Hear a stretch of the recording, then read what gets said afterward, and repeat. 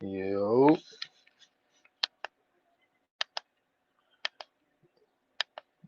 we back for another episode of the Atta. So, welcome everybody in. You know what I'm saying? Hopefully everybody that made it through the little snowstorm. Hopefully y'all got better weather than what we got up here. You know what I'm saying? Hopefully everybody's safe though. At the end of the day, that's the most important thing. But what's going on? What's going on, King Atlanta supporter? What's shaking, buck? Um, everybody knows the news of the day. Said then so. Kevin Stefanskism getting introduced today. So this show ain't gonna be long, I promise. we saving majority of the shit for tomorrow. Just want to get on here, touch bases, hear what people got to say, how they feel about it. Um, yeah, I agree, King Atlanta. I definitely agree. Um, but you know what I'm saying? Like I know that people feel the way I felt, however they felt about the press conference. You know what I'm saying? So this quick little uh, therapy session before we actually deep dive into it tomorrow. You know what I'm saying? Yeah, that press conference was how can I say it? It was well tailored, if that makes sense. It was very well tailored and orchestrated because the people that you thought would sit there and ask some hard hitting questions that was sort of curtailed.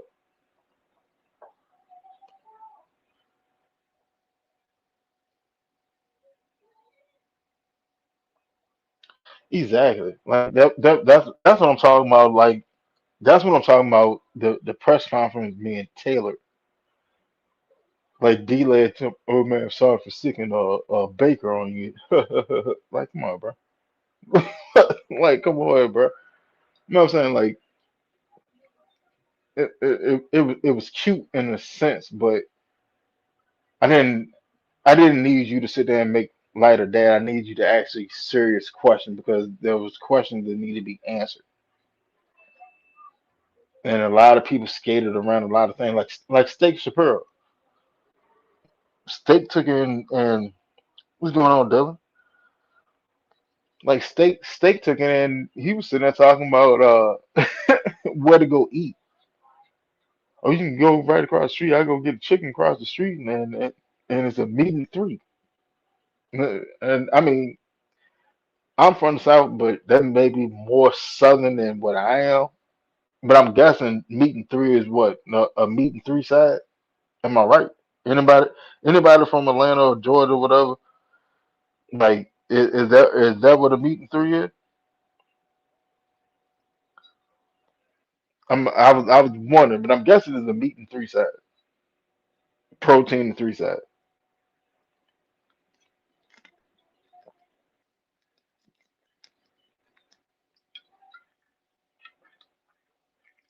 Yeah though, man. There's a there's a lot to unravel from that press conference, and I glean a numerous amount of things, and it also took and shed light on the entire coaching, well, head coach and GM search process too. There's a lot of things that happened that was said that either well, I ain't gonna sit there and say that shouldn't have been said, but more to the point of they gave up the knowledge that a lot of fans were sitting there wondering, right?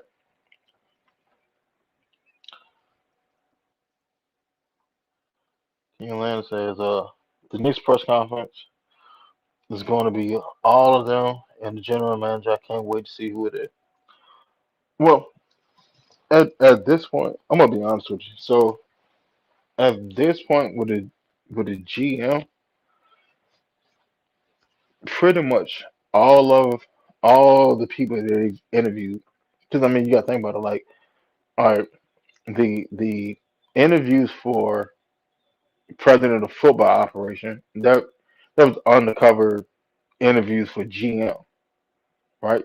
So like, all right, so you have a certain window, right? And what's going on, y'all? Moses B. Hollywood and Laura Vasquez. What's going on? What's going on? So so with the GM search, you have a certain window that you can actually interview people in. Now, what the Falcons did, because they already knew they were going to sit there and hire Matt Ryan. And to be honest, it was smart on their part. And it's a way to sit there and skirt the rules and stuff, right? So they already knew they were going to sit there and hire Matt Ryan. So what they did was they brought in people under the pretense of you interviewing for president of football. But in all actuality, your interview was for GM. You already knew it was going with Matt Ryan. But we can't have you in here for an official interview for GM in that window. But I've already X'd out what 5, 6 interviews. I've already got through those. I already know, you know what I'm saying, how I feel about them, this, that, and third, before the window actually opens up.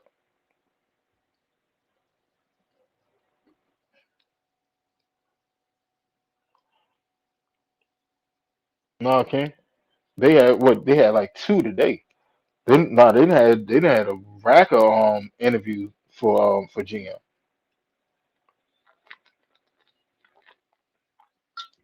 Everybody that was interviewed for president of football operation, well, president of football, all of them were GM candidates. They just sat there and worded it differently so we wouldn't get penalized. But at the same time, too, the Falcons is the only team that was actually looking for a GM. Out of all those head coaching vacancies and stuff, we was the only one that actually had a GM vacancy behind it. Everybody else GM kept either retained their job or got elevated and still retained the job.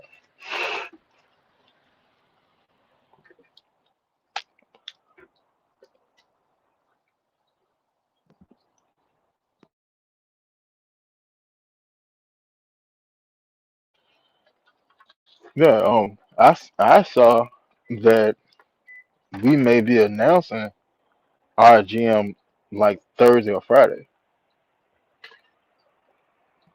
So there's that. And it ain't gonna be long. And like I get, a lot of fans they want to say, well, you hire the GM before you hire the head coach. Yeah, in theory, yeah, you do because you want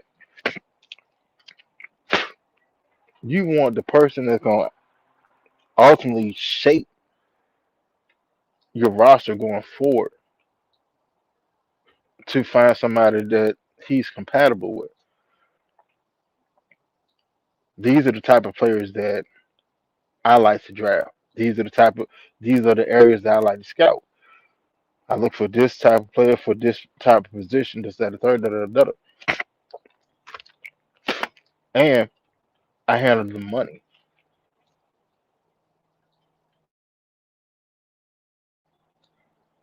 I handle all of the money. So I need I need a head coach that's of similar mindset so we can work together. Now, when you get a head coach before you get a GM, the head coach has more of a impact on the GM search because now I'm sitting in the room with all these candidates. Which one of y'all like the most?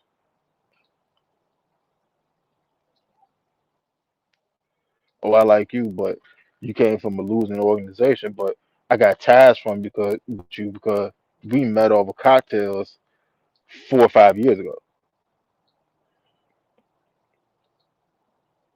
So you might mess around, get a GM there by proxy. But I mean, what's going on, Craig? John ain't in here yet. He may come through tonight. He may come through tonight. And we still gonna have our show tomorrow. Like I said, tonight's show is gonna be a quick show. You know what I'm saying? And anybody that want to come in, the link at the top of the show. In fact, I post it again.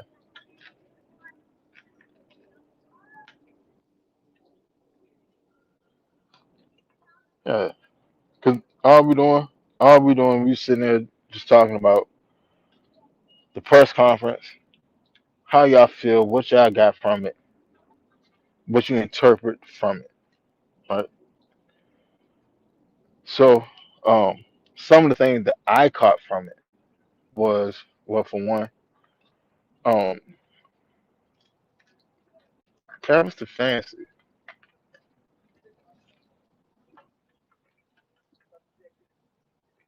Something that stood out to me from like conversations that I've had with other people and other content creators and things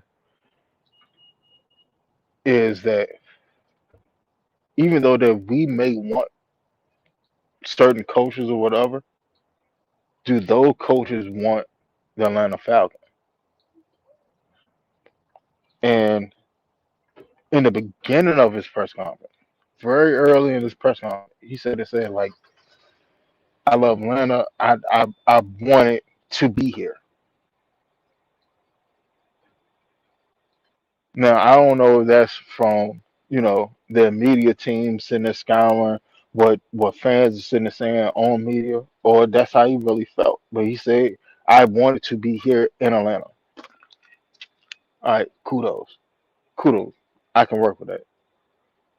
If your actions line up with what you just said and said, I can work with it.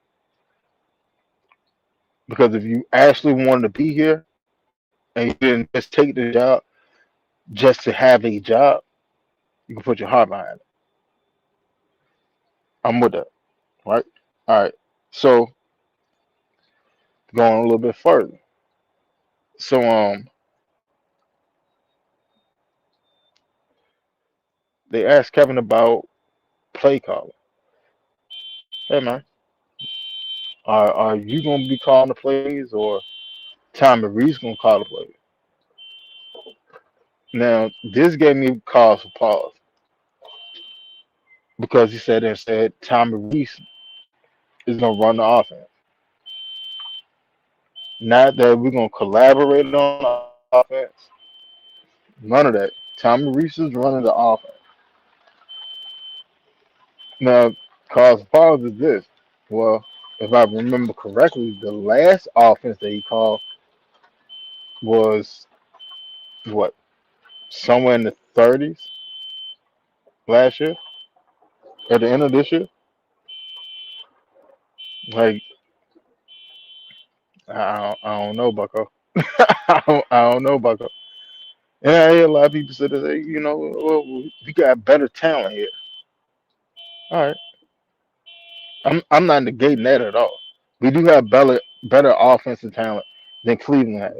All right, my thing is this: you still couldn't find a way with the team that you had, though. So, are you gonna take the world by storm? Can you get us? Can you put us as a top 10 offense? Are you like actually coaching able to get us as a top 10 offense? If he can get us to a top 10 offense, oh, we're gonna make noise in the playoffs. Because I already know what the defense gonna do. Yeah, if we had a top 10 offense with the defense that we had last year, we'd have made noise in the playoff this year.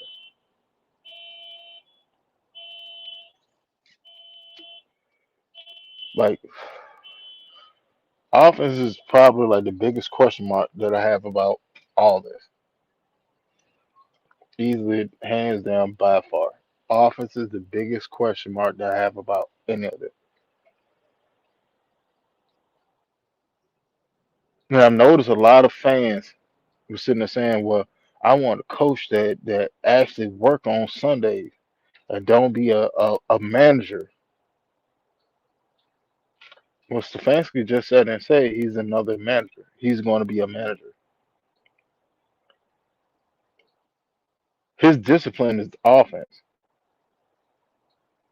and he said with no uncertain word, Tommy Reese is going to run the offense and call the plays. That's his thing. So, all right, where do we go from here? What does it look like? So they asked him, you know, like uh last year we ran a lot of wide zone and had a lot of success in it, especially in the run game and things. Like, are we gonna still do that, or are we getting to a whole different philosophy on offense instead of third? And he said, well, um, we gon' we gonna do wide zone, but we're gonna do a lot of gap too. Okay, so now I'm looking at it because the offensive line that we have isn't really a well. We have players on the offensive line that can work gap scheme. My guy, both our tackles, they can work gap. Bergeron probably be fine in gap. It's the inside. It's the inside right that give me a cause for pause. So gap scheme is I'm either stepping left, I'm stepping right. That's my gap, right? On basic plays, like a dive or a power or some of that situation. That's what gap is, right? So wide zone is I'm reach blocking. I'm gonna get around you, put my body in front of you. Gap is more power. Me and you in this gap. I gotta dominate you at the point of attack. All right. Now Lindstrom, Lindstrom is probably the best guard in the league, right guard anyway. If not, he's at least top two. The issue is when Lindstrom get isolated against a bigger, stronger defensive tackle, he sort of get handled a lot. So you can go back, go look at when we played Cleveland. We're not Cleveland. When we played Carolina, look what Derrick Brown was doing to him. Then go look when we played Tampa Bay.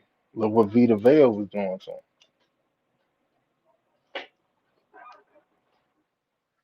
Do I think they're gonna get rid of Lindstrom? Doubt it. At least not the first year anyway.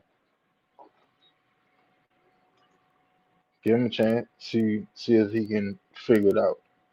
But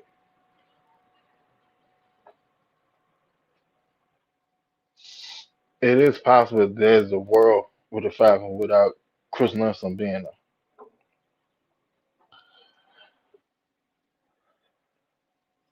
Just because there's a whole new philosophy that's coming into town. I said this on the show what last week when we hired Bill Callahan. I said the fundamentals of the blocking is going to change. It has to change because his scheme, Bill Callahan's scheme, is entirely different than what what Dwayne Ledford was on. Tyler though.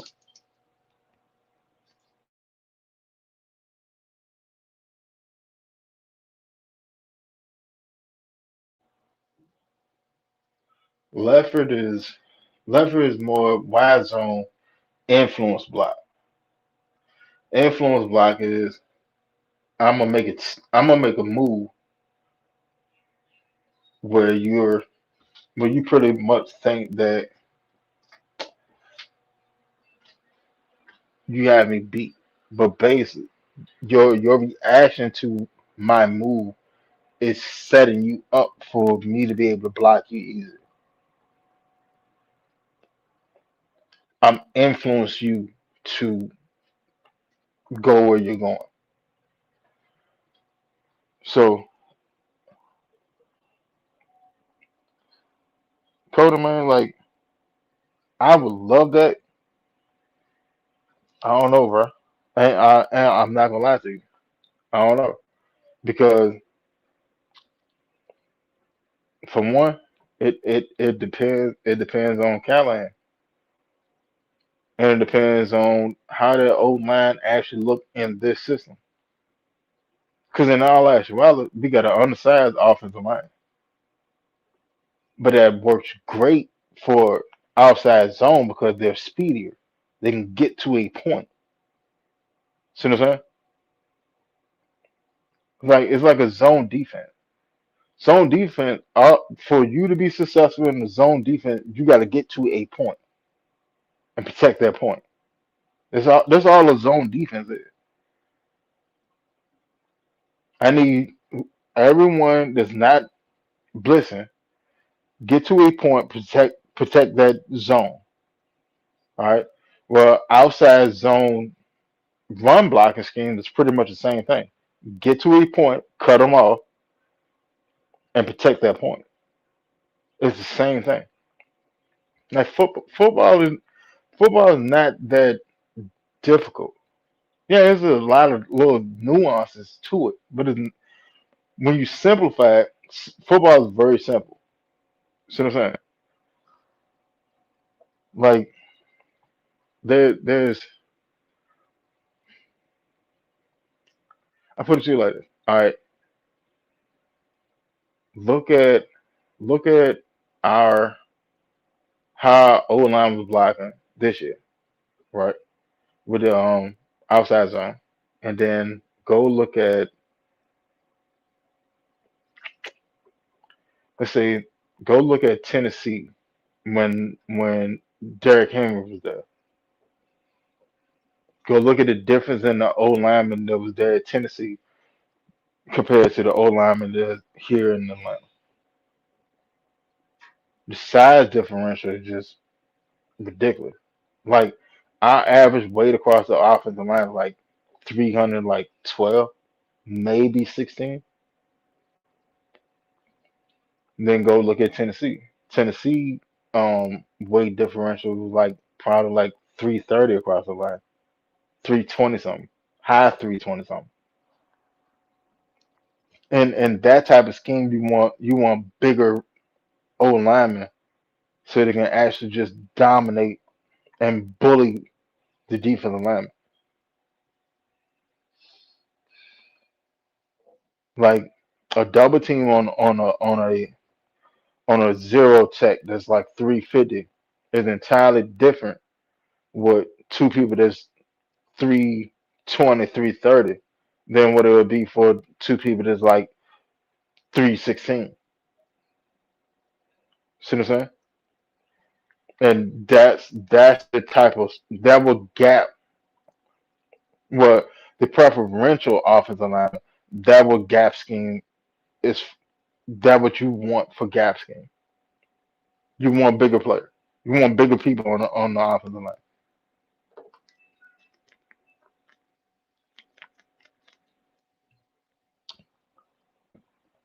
So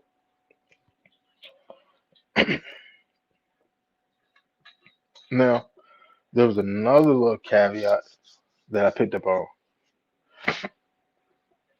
and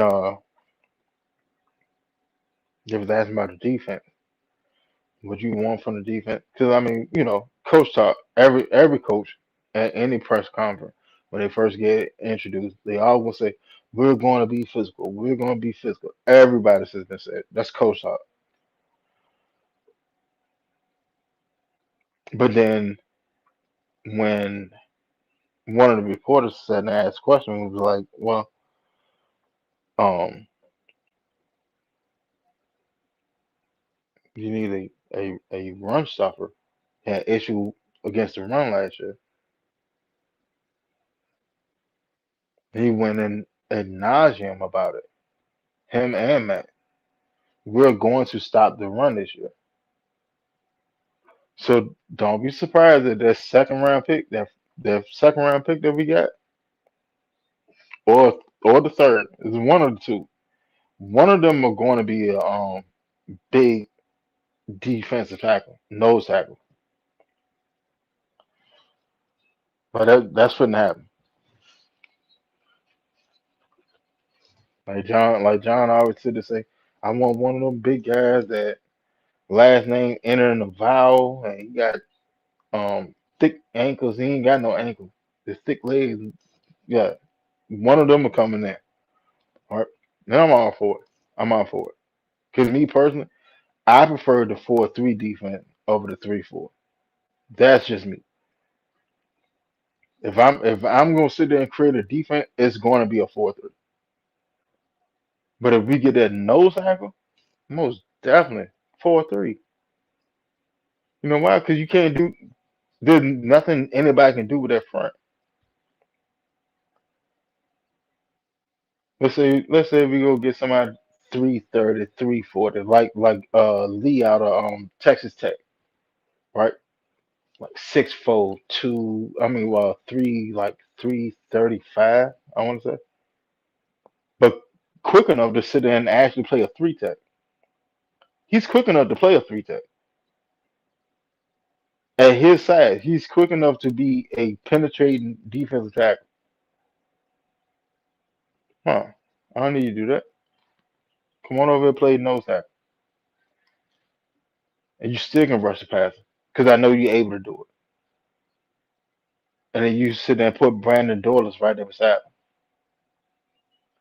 Now remember Grady Jarrett. Grady best years was when Dontario Poe was right there beside him. I remember that. That when Grady had what, like 8.5 sacks. Brandon Douglas just did that without a big ugly beside him. So imagine you got 330 plus that can get in the backfield on his own. Then you got Brandon Douglas right there beside it. Brandon Douglas can go from 8.5 sacks to about like 10, 11, 12 easily. James Pierce on one end, hand in the dirt. Then you got Zach Harrison, who's coming back from injury, who will be healthy by training camp and stuff, with his hand in the dirt on the other side. So now you go to the linebacking core. All right. Well, you got Diablo. Hopefully, we bring back Caden Eller. All right. So let's say we bring back Caden Eller. So now you got Diablo. You got Caden Eller. You got Diablo in the middle. Caden Ellis on one side. You got Jalen Walker on the other side. That right there is probably one of the best front sevens in the league, hands down. So now you move on a little bit further, right? Secondary. You already know what you got from AJ. You already know what you got from AJ. You already know what you got from Jesse Bates. You know what you got from Xavier Watt. Okay. So CB2. Who's that? Mike Hughes probably be gone. So I'm thinking either we're gonna draft one. Well, in all actuality, I wouldn't even spend the draft capital on a corner. Not this year. Even though I want another corner, I wouldn't spend the draft capital on a corner this year. I run it with with Kobe Bryant and C.J. Henderson. You bring the alphabet, let him be the nickel, right? Now, if go, if our base is a 4-2-5, then if our base is going to be a 4-2-5, then Caden Ellis is probably gone. I'm not gonna lie to you. Caden and Troy Anderson probably gone because Jalen Walker is going to start. He's going to start next year.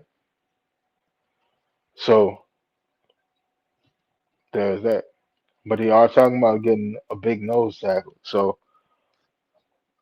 in all actuality, I could see that front change to a 4-man front, which probably put Caden Ellis out of Atlanta.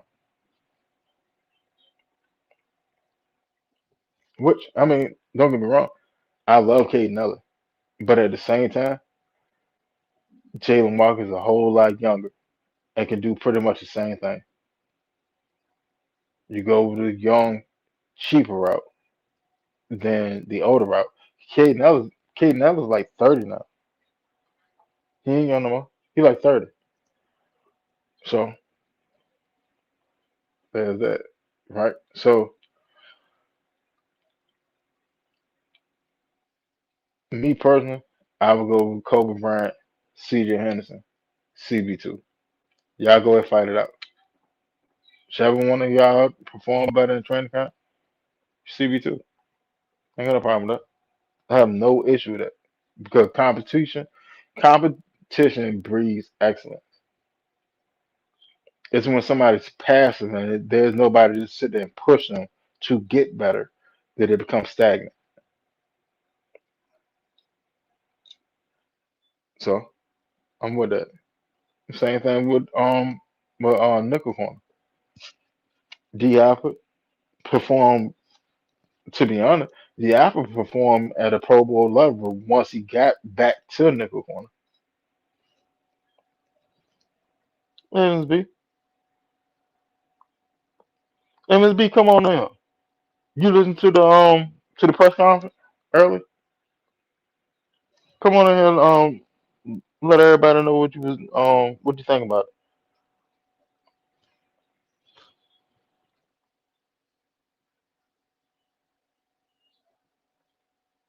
I'm gonna drop the link.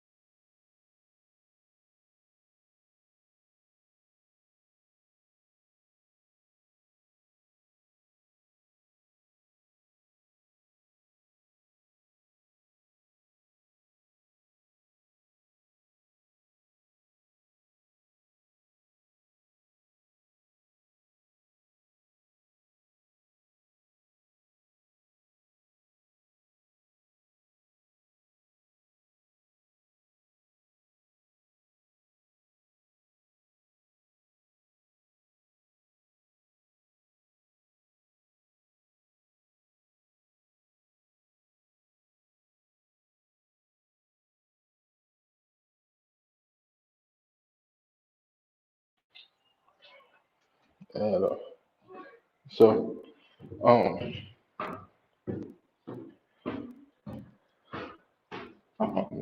like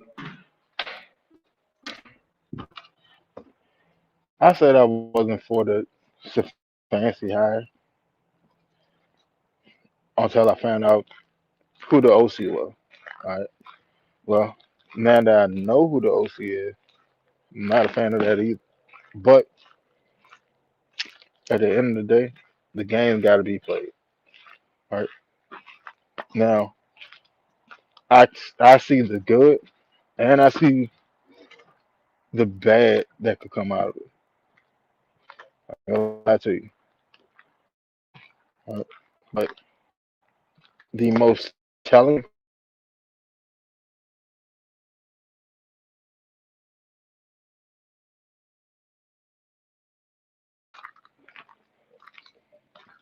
not so much that we need to nail it or blow it out of the park. It's just more to the point of we need to actually get impact players that immediately fit the system that we should end up trying to run.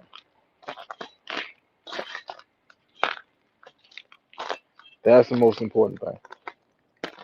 It has to be the most important thing.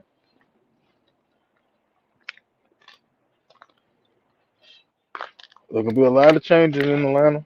There can be some people that fans that grown to love that aren't gonna be around.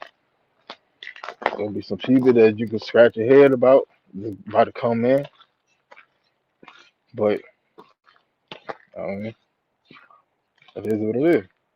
At this point, like there's nothing we can do about it. You know what I'm saying? There's not a thing that we can sit there and do about who done got hired and who's gonna do this, who's gonna do that. Like we can't change it. All we can sit there and do is look at the tea leaves and sit there and see how probable the season will shape up. And the first domino will fall is we need to find out who's going to the Senior Bowl practices and stuff. Because their practices have already started. I think today was day one, but I haven't gotten any information on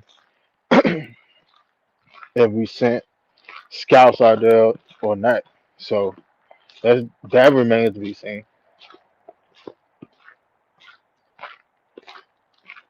If we sent if we were- if well if I can get the information on if we send scouts and who the scouts are, I could sit there. I'd be able to sit there and tell you like, all right, this is what we're looking at.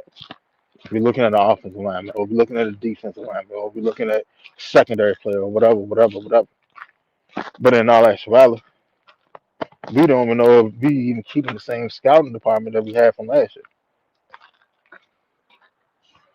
That could change. I don't know. I mean, I love the Falcons, but there's a lot of things that's going on this off season that I'm not really behind because they're not making sense. There's too many. There's still too many variables floating around when there are things like the Senior Bowl that's going on. So, what's going on, Wild? Man, hey, Wild, man, you listened to the press conference early. What you think about it?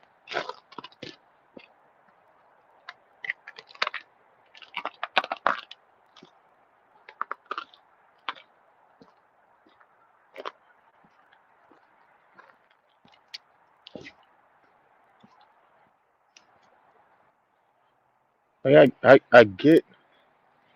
I get why we hired the head coach before we hired the GM because we wasn't in the GM window yet. But now, like since the window opened up and everything, like you done interview like 4 or 5 more GM candidates. So that's a whole thing in its own. So I don't know which way they're going with the GM. Because I was sitting there thinking, to be honest, I was thinking Ian Cunningham or from Chicago or Josh Williams from the 49ers.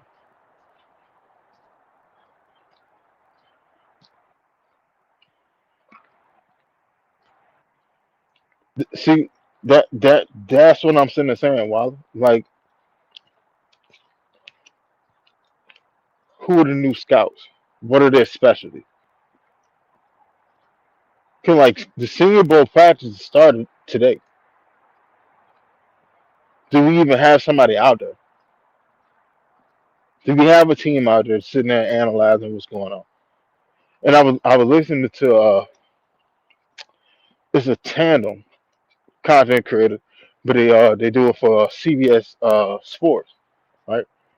They were sitting and talking about it, and the thing they said that the thing that jumped out the page to them about all the participants in the Senior Bowl practices on both sides are the offensive and defensive linemen, and like their height and length, which in all actuality, with a gap scheme that we're sitting up talking about running, that's what you target. You target taller, longer offensive linemen so they can introduce the activity faster.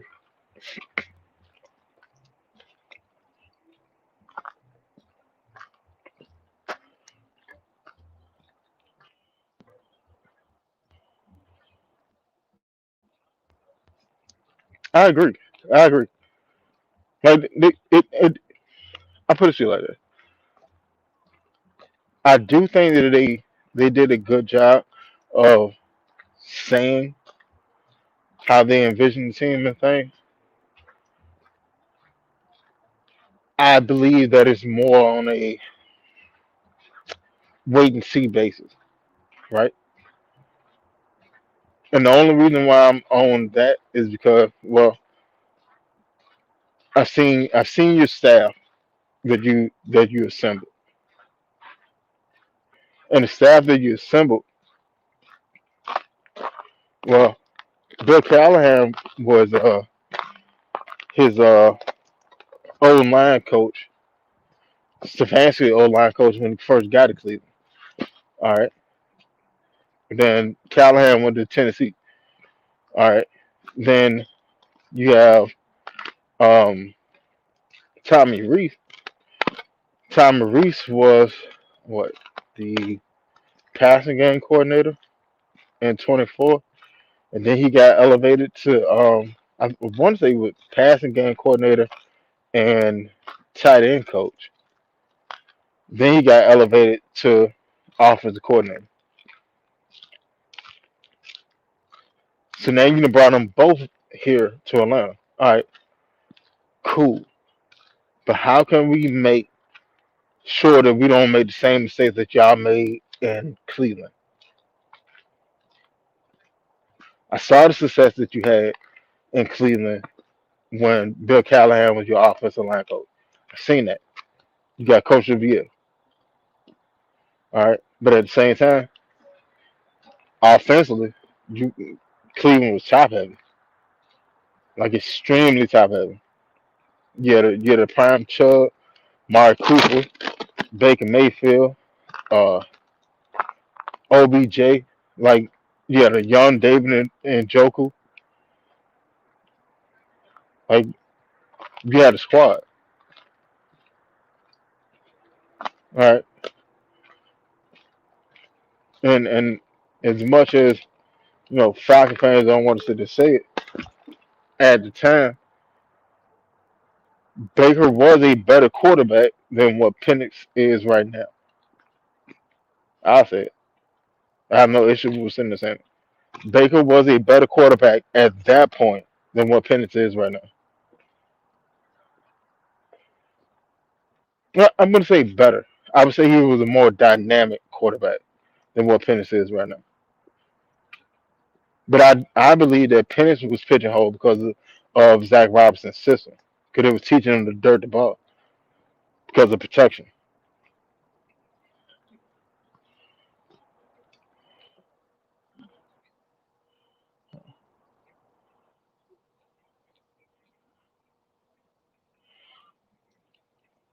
No, I don't think them boys are gonna go out because of the simple fact they still trying to finish the GM search.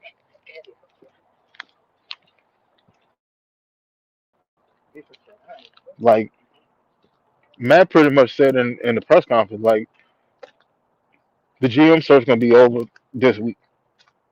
So I don't think Stefanski or Matt gonna go out there. Now who they sending out there? That's the question of the day.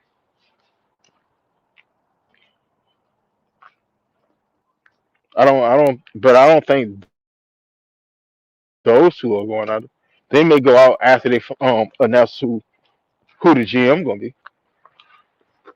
Yeah, the GM may go out there with him, but I don't I don't see them going out there right now. There's too much.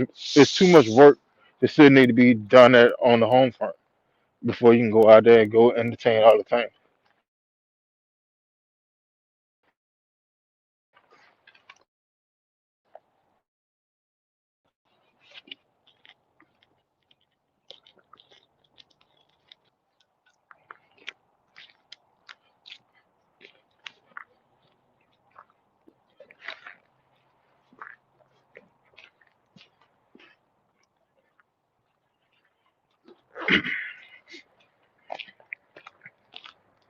So let me ask y'all this: now knowing that Tommy Reese is going to run the offense, hands down, and do the play call, how do y'all feel about that? Like honestly, how do y'all feel about Tommy Reese controlling the entire offense?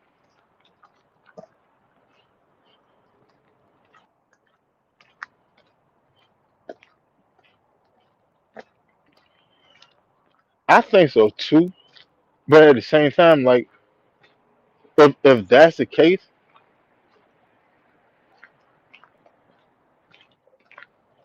because I mean I don't know. If this was last week, I would have said yeah. But now at this point, like I don't know, cause I don't think we interviewed anybody from Seattle or New England, so you could have been made that announcement. And we just interviewed what the assistant GM from uh from the Texans earlier today.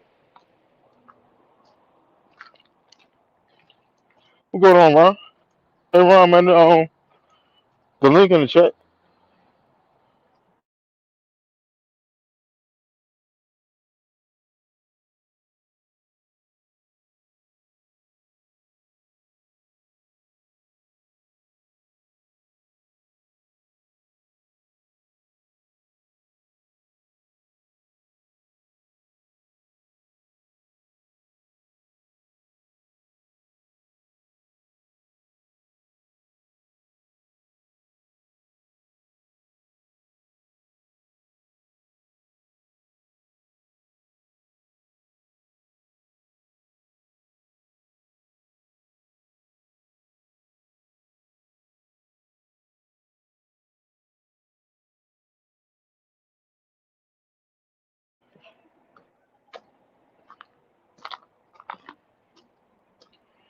Nah, nah. See what? Reese was worse than Zach Robinson last year. Significantly worse than Zach Robinson. I got like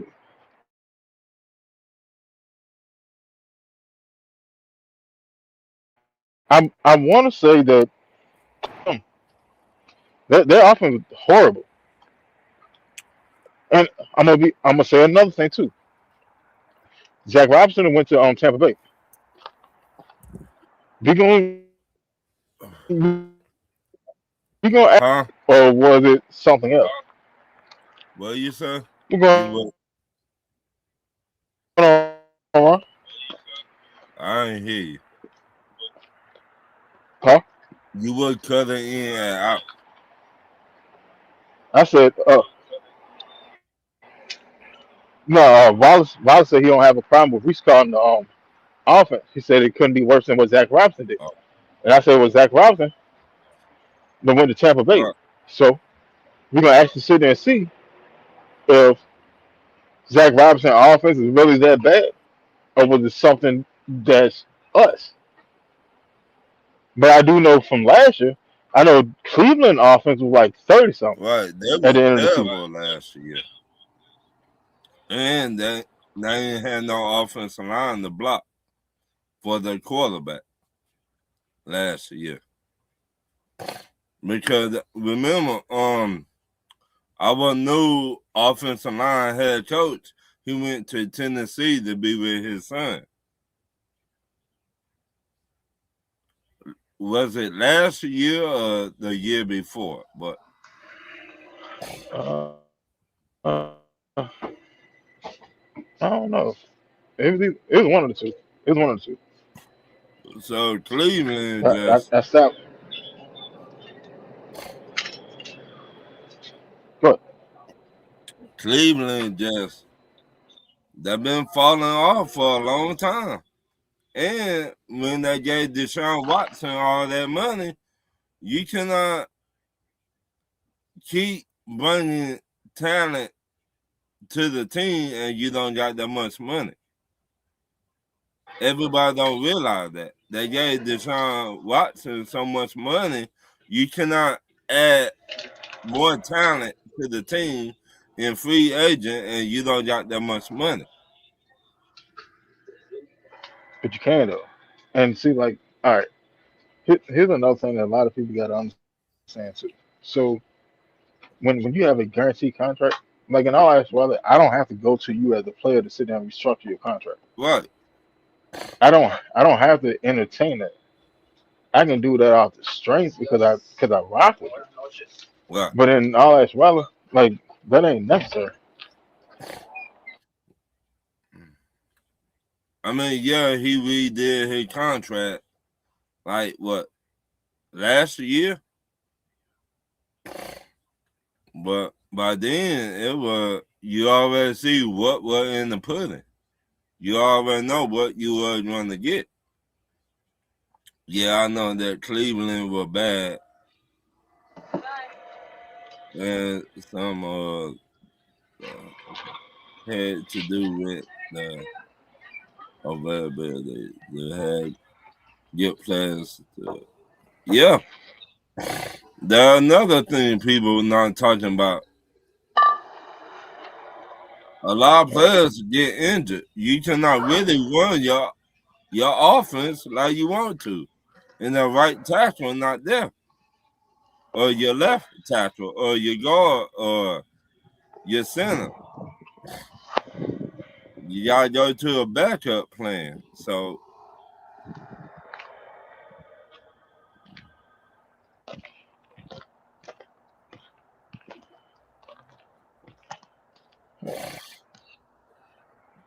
Yeah. See, like now when I sit there and say the same thing, not in defense of Zach Robinson, but just to it it make sense right, for a fan. Because like I mean like all right, don't get me wrong. Do I think Zach Robinson is the end all be all of offensive coordinator? Heavens no. No. right, He got he got a lot of space where he can grow. right. You know what I'm saying? Now, do I think he's as bad as people make him out to be? No, not at all. My And all as well, I really don't think he's that bad of an offensive coordinator. It was just more to the point of Falcon fans wanted more, crisp, yeah, they wanted crisp precision right, straight out the gate. But this is literally like his first and second year as being a play caller. Like and that, he did not that know takes what time. he had when he was Well, with him. He didn't yeah, know how to use everybody. no, I don't think that it was he didn't know how to use everybody. It was more to the point of the injury fluctuation. Mm-hmm. That's that's what threw off his play call. If you really want to be honest, think about it. All right. So you signed Kirk Cousins. You signed Kirk Cousins to a $180 million contract, 100 million guaranteed. Right. Mm-hmm. All right. Well, Kirk is still rehabbing from a torn Achilles. Mm-hmm. Or did people forget that part? So I that's why you saw the pistol the first couple of games. right. All right. So then when once he believed that Kirk was able to do Kirk things, you saw the actual offense, Right. and we were lighting it up.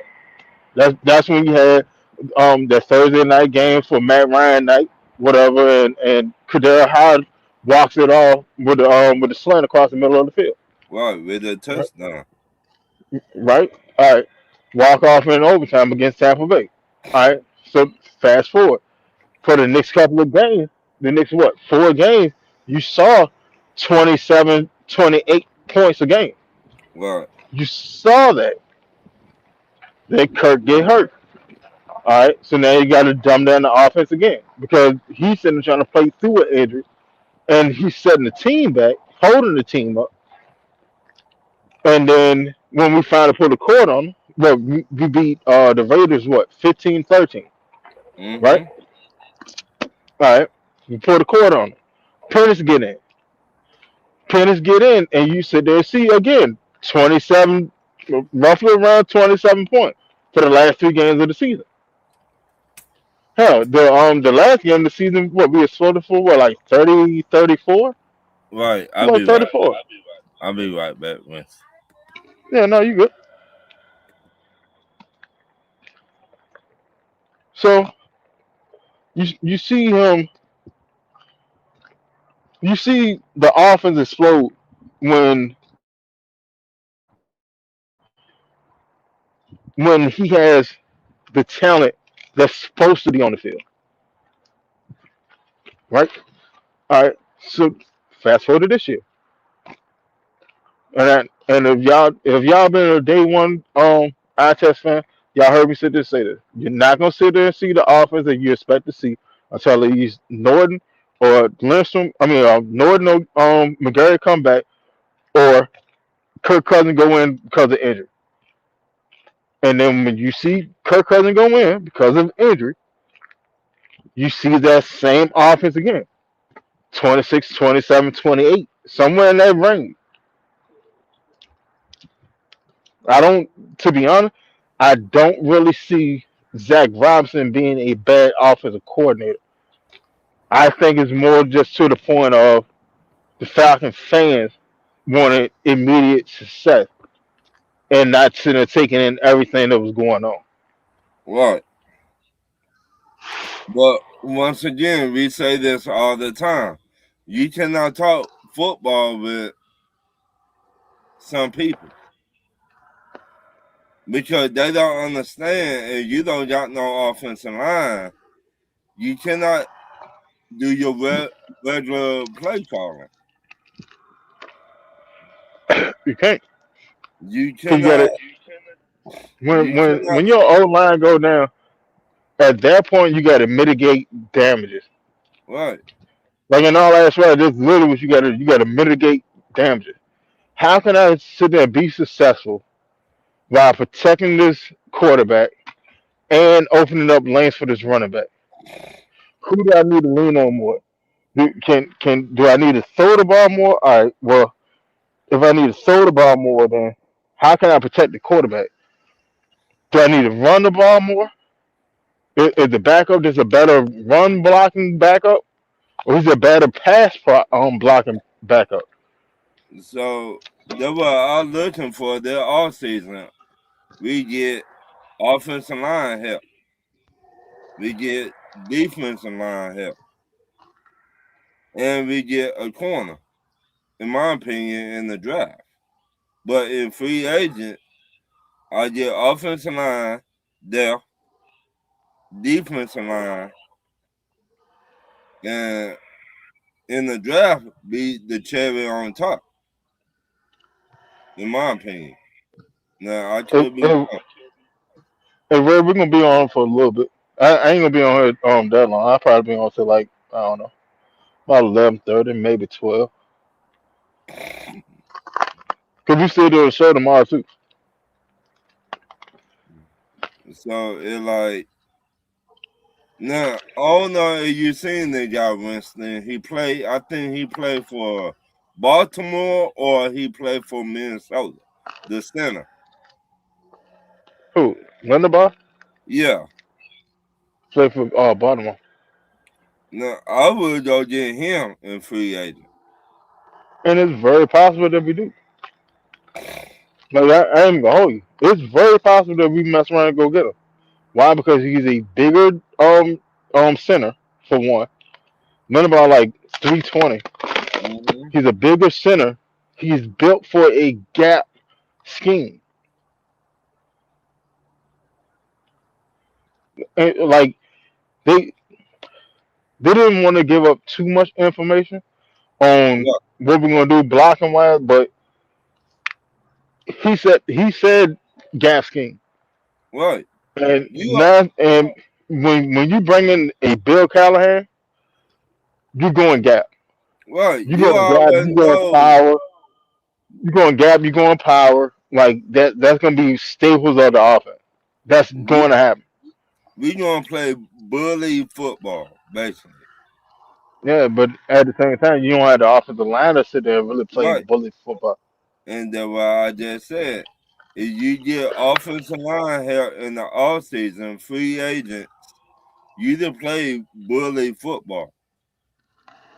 Like I put it to you like this: if we go get if we go get Linderbaugh, if we can go get him, that will prolong Lindstrom stay here.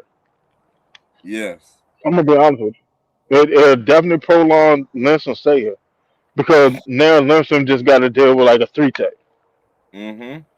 and you let Linderbaum go up against the big defensive tackles. I mean, not defense tackle, but nose tackles or Right. bigger defensive linemen.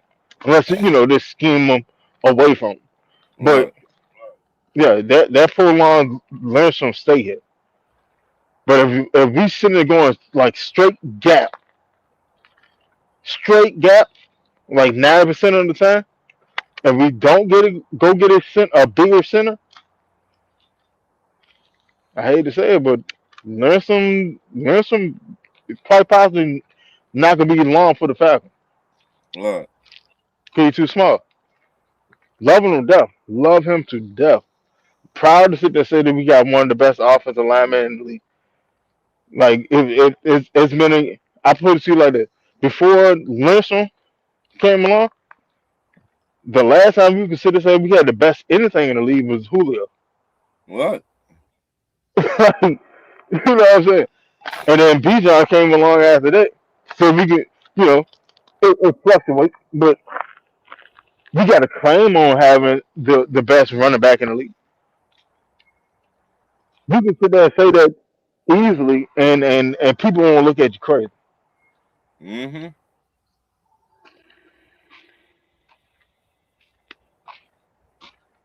But But also, we go ahead. cannot talk football with everybody. A lot of people not, and I'm not trying to be mean, but they don't know the basics. Well, I mean that's the whole point of the show, though. The whole point Right. of the show is, well, for one, the point of the show is we can't talk football with everybody. We just got to coach them up on football. Right. That's the point of the show. Everybody got a voice. Anybody that got a take that you want to sit there and say, the link is in the comment. You can come on and give your football take. Just have facts behind it. That's all. That's Right. all I care about. You said have facts behind it. Yeah, that's all I care about. That's all I care about. But so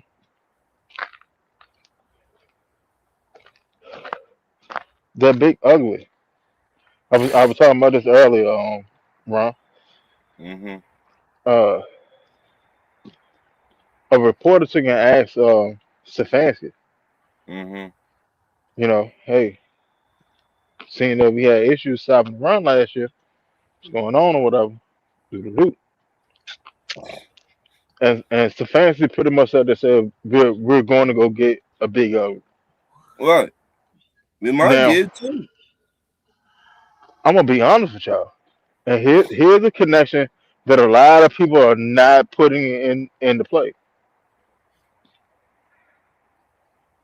We went and got Bill Callahan, right? Mm-hmm. Where was he coaching that last year? Tennessee. All right. Who the best defensive player on Tennessee? Justin Simmons. Ain't that a big Mm-hmm. Don't he have a connection to him? Mm-hmm. We could very easily make it. Mm-hmm. And we go get Justin Simmons, and It man's be lights out. OB. It We it be going, we OB. going. If we go get Justin Simmons and we stay healthy throughout the season, we going to the Super Bowl. Right. There's an if and buts about it. We are going to the Super Bowl. We seen this with Alex Matt that one Mm-hmm. year. I think on I don't remember if we trade for him or he was a We free traded for agent. him. No, we But traded for him. but that year our offensive line was dominant. Right. And the undersized line.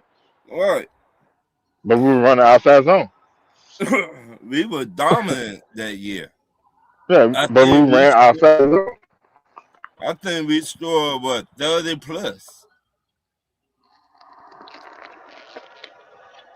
Yeah, we had that year we had the seventh best offense in NFL history. Right. I think that was 2016. the year we went to the Super Bowl. That was the year we won the Super Bowl. See? Alex Mack and Devontae Freeman both played in the Super Bowl with a broken leg. Mm-hmm. That makes sense.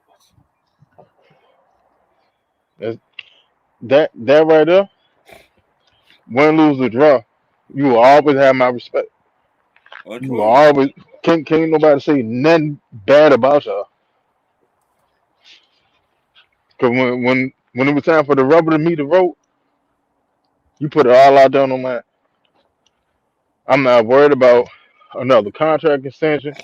I'm not worried about my career. I'm trying to win this game. This Yeah. one right here. For me, my brothers on this team, coaching staff, front office, the fan. That right there, I will always love them for that. So I could see we get like three pieces in the off season, and that will take us to the NFC Championship game, in my opinion. All right. Well, what three pieces of those? We just talked about the center. All right. We get a linebacker, another linebacker, though we gonna need one. Probably if we let what his name go, like you said, Okay. if we let him go, we gonna need another linebacker. And we need a D tackle. And we just talked about Justin Simmons. Now, I don't know. I don't know if you heard me earlier. So there's a D tackle slash nose tackle, Texas Tech. Last name Lee. Yeah. And one at Florida State. Yeah, but like, all right,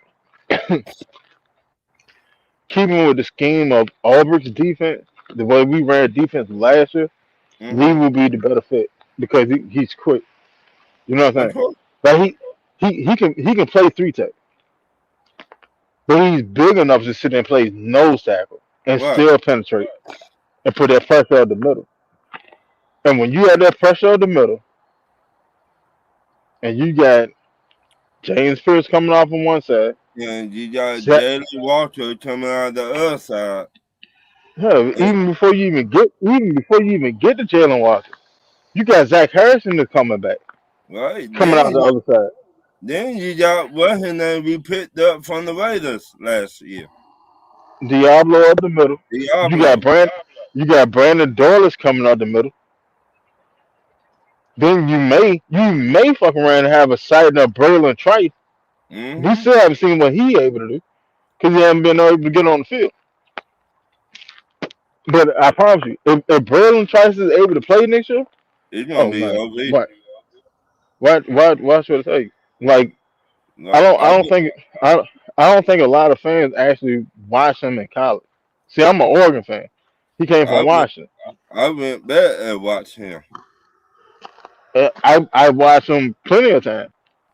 Braylon Trice is a dog, a true dog. He just gotta stay on the field. He Hopefully got he he just got to come get on the back field. and he be healthy. I put it to you like that: if Braylon Trice can stay healthy next year and he get his snap, I bet you he'll get a contract Oh, most definitely. from the Falcons. Most I definitely. bet he'll get it. I bet he get a contract. Now, can he get sacked? Yeah, but his thing is more pressure. Right. See what I'm saying? Like that's his call card. Pressure. I'm a force you to move. Right. I know force if you don't move, I know get that football out of your hands before you wanted to throw it. I Yeah, know most give definitely. you maybe 4 seconds to No, throw I ain't that gonna bit. give you that long. Brother Trice not gonna give you that long. You're not gonna get that long. And plus, like Berlin, like all right, in comparison, right? Uh, James Pierce is what like 242, 243. Mm, Jalen Walker like 245, right. right? All right, Braylon Trice is about the size of a big N. Oh yeah. Braylon Trice is like almost as big as Zach Harrison. Oh yeah. He's like 272, 273, 275. Well, now he's been in the league for a little bit and just been working out. So Right. he's probably about like 280 now. I mean, I ain't gonna lie to you. We So got like he's almost as big as Zach Harris. right. We got players here. Everybody think we need a lot of players, but really we don't. We don't. We We don't. in my opinion, we got a number 2 corner already. I think so Kobe too. Bryant, to me. Or CJ Henderson. That's what I Right, said. I like people want us to draft a corner, but I'm not really pressed over drafting a corner. But like at the top of the draft, I'm not pressed over drafting a corner. like I'm more pressure about offensive lineman, defensive lineman, or a wide receiver. Like that's where I'm at with it. Like if we either get the best wide receiver, I think coming from Bama because they're known for their wide receiver. You see coming from Bama. Bama, they known for their route running. They're known for their speed. I face them twice a year. I see this every year. The Julio Jones, the Calvin Ridley, the Jerry Judy, the one that went to jail, that played for the Raiders. All, they known for their route running. They do run routes like a motherfucker. And I'm a Georgia fan, giving them credit.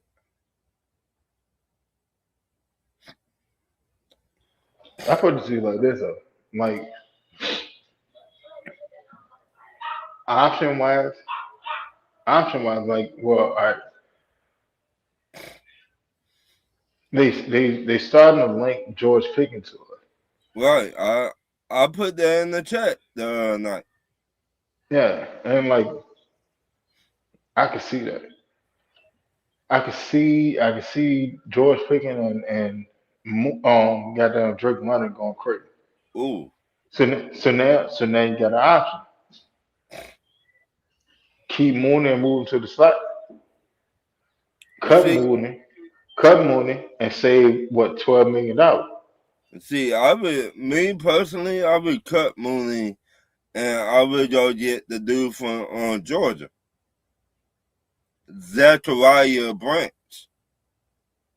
and he did take the Mooney spot, but he just a little smaller than Mooney, in my opinion. Yeah, yeah, you put him in the slot, Right? He and like let him be the next Lad McConkey. right. He like 5'9", 5'10", somewhere like that. I think he's 5'11". Well, that what they officially list him at, Right. but So you got to see his actual right. measurable. I would draft him because we say it all the time. A lot of these head coaches, they be like, "Oh, he too small."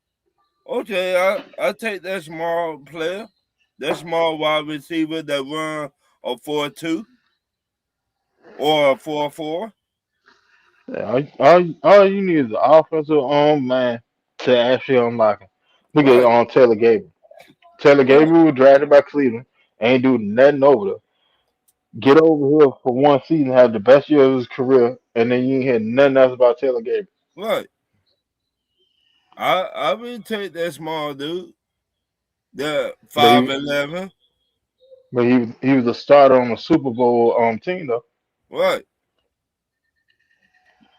So the what I'm saying, I would cut Mooney. The we see now Mooney cannot stay healthy. He I can't. wouldn't say that. I wouldn't say that Mooney can't stay healthy. I think Mooney problem was more to the point of Mooney tried to rush himself back to get on the field, and Or and it didn't work out in his favor. right. Or I go get Ray Ray and put Ray Ray in Mooney's spot. Then Ray I Ray go who? get Zachariah Branch. Ray Ray who? Who we let go? Shit, never smell it. Huh? Never smell it. Never smell it. No I sir. go, Ray Ray ain't come back here. I don't want him nowhere around my Falcon at all. wow.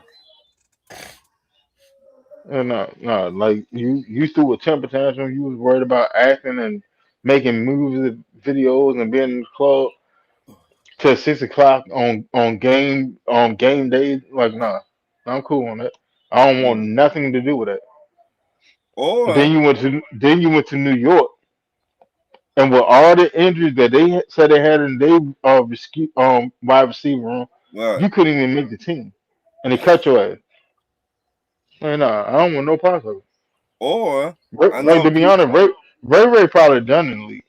I ain't gonna lie to you. maybe. I know people not talking about the wide receiver. He played for the Raiders and he went to jail. He out now. Henry Just Ruggs, get nah, him maybe $2 million. Henry Ruggs, he in a halfway house. Well, he's about to go to a halfway house, Right. so he So still ain't able to actually play football yet. wow. Yeah, he got to get out of the halfway house and actually get home.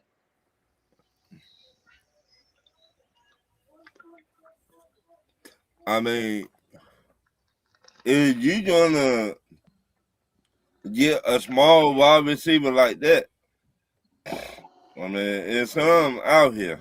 They just need your opportunity. Yeah, but see, like I put it to you like this: like I'm not pressed over getting a small wide receiver, but if I am gonna get one, I need him to be dynamic. Right, I don't need a small wide receiver to just be small wide receiver out there doing whatever you do. right, If you can be a small wide receiver, I need you to be like a Lad McConkey. If right. you can't do that, then I don't need you here. That I don't need another novelty case. I need right. I need an actual productive player. That was Zachariah Branch coming in, he to do everything that McCarthy to do. And then Everything. that's what I'm saying. Like I'm cool. I'm cool if we go if Branch falls to the second round. I'd be perfectly fine with sitting there picking them up in the second round. Perfectly fine with it. But No, like outside of that, I'm not no, sitting there wishing upon a star that you know what I'm saying. One of these little small people gonna be the next Turbo. Like no, right. I don't need it. I need something that I know what I'm getting. Something that's The reliable a lot and they can get the job done. a lot of head coach gonna look over him because he's smart. They did not see what he did in college. He No, was they see exactly what he did in college. Like Branch 9 times out of 10 gonna be a first round pick. yeah. Branch Branch will probably be like the third or fourth wide receiver taken off the board. He is a monster. I tell you that much. Now, is it possible that he fall? Yeah, it's possible. It's possible because teams like if you picking in the first round, you're not really pressed over going get it. If you picking in the first round to go get a wide receiver, you're not pressed over getting a small wide receiver. Right. But that second or third round, That means you trying to get that receiver. yeah. Now I'm just getting a receiver off his talent. In the first round, like if in the first round, for me to go get a wide receiver that small, like you had to have like crazy type talent, like Tyreek Hill type Well, talent. he got that kind of talent. I He ain't got give that it type of speed though. almost. He, nah, he ain't no almost. Nah, he's like a mid 4.3, which is great. Don't get me wrong, that's great. But a 4.3 and a 4.2 4, Right. That's like different. that's two entirely different things. Right. Two entirely different things. And I'm telling you, as a corner, like that 4.2 whatever, that shit is different. And like Mm-hmm. you don't really notice it until you actually in front of it. Right. And that mother would have took like 2 steps and he already picked up like 6 7 yards on you. Right. He bone you like that. Yeah, because like they feet like no, ain't even 2 steps. They probably took cause all right, 9 times out of 10, a receiver that fast is probably a shorter receiver. Right. See, He like got that would make Randy Moss so deadly. Randy Moss was 6'4", running a 4.28. right. He So got Chad in two, Johnson feet. Chad Johnson, Ocho Cinco was like that fast. no, But he wasn't that everybody fast. He was just laterally he was just so quick. Like to me personally, Chad Johnson got the best feet in the game. was right. I'm not even gonna hold nobody. Chad Johnson probably got the best feet out of any wide receiver that ever played the game. Over Jerry Rice. Yeah, over Jerry Rice. Jerry Rice Jerry Rice was more precise in his cuts, but just like straight get off Yeah. and my releases. Ocho Cinco probably got the best feet in the game ever, ever. Like yeah, people watch Nightcap and you sit there and see him But joking and stuff about it. But if you actually sit there and watch his feet he was a and watch problem. what he do, oh my god, He man, was like a problem. there's so many DBs that sat there and tried to press him and couldn't get a hand on him off the line of scrimmage. Cause like he's Right. not a blazer. He's not a blazer. Like Ocho probably ran like a 4.8, 4.5, He told every something like DB, that. he told every DB, I want you to line up right here, right in front of me. Yeah, cause I'm gonna shake the shit out you. Right. And the only Yeah. DB that came close to him Revis Island. Reeves was just different though. Right. Like Reeves, I put it like that. Like Reeves probably had the best 2 year span out of any cornerback in league history. Of course. He he, he probably had the best 2 year span out of any cornerback in league history. Uh, There's he a remember Nande Asama uh used to play for the Raiders. yeah. He got He terrible when he went to Philly. Yeah, exactly. But that 1 year with the Raiders, he was outstanding. I The mean, like outstanding. He of was locking course. shit up.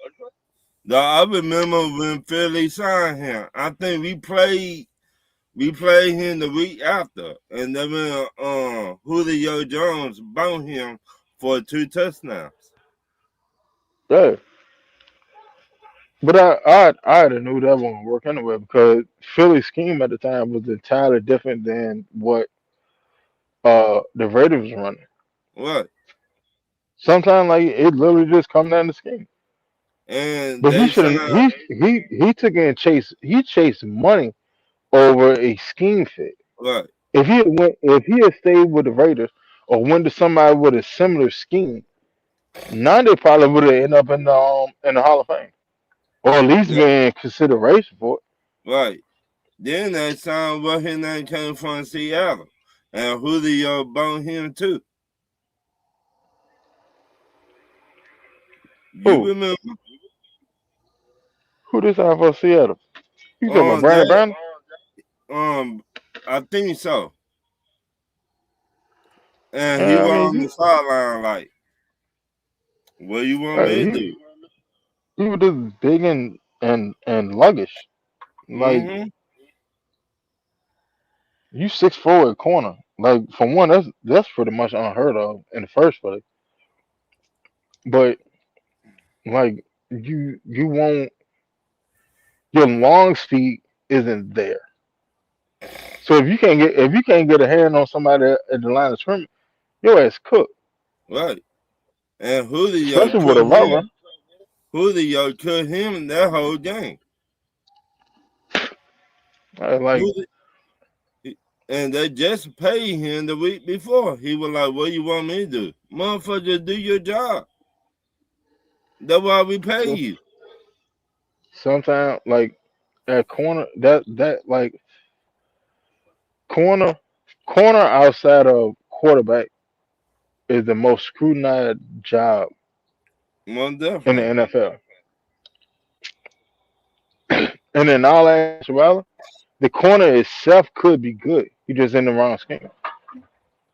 So it go back to what we were talking about. Do the scheme make the players, or do the players make the scheme? No. Well, all right. It's a little bit of both because you can have a player that's just transcendent. He's able to function in whatever scheme, Right. right? Like Champ Bailey or Charles Woodson. Like they can just Or function in his school in his scheme. Deion Sanders. right. Any scheme, it doesn't matter. However you want me to play it. You want me to play press? All right, that's cool. You want me to play off cover? All right, that's cool. Inside shade, that's cool. Outside shade, that's cool. It's all right. All right, go ahead. I'm gonna just sit there and bait the quarterback. Right. And 9 times 10, the quarterback will not even throw it to his side because he don't want to get high step all the way to the end zone. But that's the same thing with AJ Terrell. AJ Terrell actually transcends schemes. He's really that good. He just played for a team that can't get over the hump. Right. He's that good though. Because think about how many defensive coordinators he's been played for. Think about how many different schemes he's been played in. What? Then Five? look at his number. Then look at his numbers and see what he's actually doing. But fans don't want to give him that. Oh man, he get burnt. No, you're not actually looking. You're not actually seeing what you're looking at. Because this Even 9 times it says the cover three. or cover four. He's supposed to have the safety over the top, and he's supposed to pass it off to the safety, and he drops into his zone, Right. and that's not what happened. So now he's Even sitting there playing catch up because the safety didn't do what they were supposed to do. even who you think the best corner this year in the draft will be Shit. This year in the draft, this year? I got two corners for you. I want you to go look at them. who? The one from Clemson, AJ little brother. no, the other one, Oh, okay. and one from they just won the national championship. Indiana. Yep, he the one from Indiana. He's 6'3", weigh a buck 80. Too small. A buck 80 At corner. at Too corner. small. You 6'3". Too small. Because eventually you're gonna have to work out in run defense.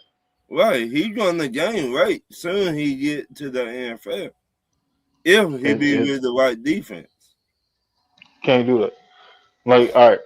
So for that type of situation, college, Indiana was supposed to have been grooming him and putting Right, weight on incrementally. right, You can't just go to the league and go jump up. Not at corner. You're not going to the league and go jump up 10, 15, 20 pounds. Nah, that's a dub. mm, That's a dub because you could lose your speed. You could lose your speed. See, like that's the same thing. All right, my cousin, Macho Harris, right? All right, when Macho was in high school, Macho was weighing like 165. All right, when he went play corner, safety, running back, all that. Like he had like he was setting the rushing record like almost every year. Macho was averaging like over 2 bands rushing just off of rushing. damn, Another thousand some, another thousand some off of returning. Like, yeah, Macho was like that. damn, When Macho went to college, they took and put weight on him, but it did it way too quick. right, So like by Macho like what sophomore year, he was like almost 200 pounds. damn. Yeah, that's too See what I'm bad. saying? That Yeah. So it that killed his speed. So even when he took and started losing weight, yeah, the speed was never the same. right. The That's speed was why, going already. yeah, the speed was never the same. That's why when he went to Philly and stuff, he was getting cooked because he didn't have the same speed that he used to have. Damn. Yeah, I mean, like college, like don't get me wrong, he was doing numbers at Virginia Tech, but Virginia right, Tech fucked they fucked his NFL career. damn. Like they had built him up like he was gonna play safety. Yeah, that he put on too much speed at one time.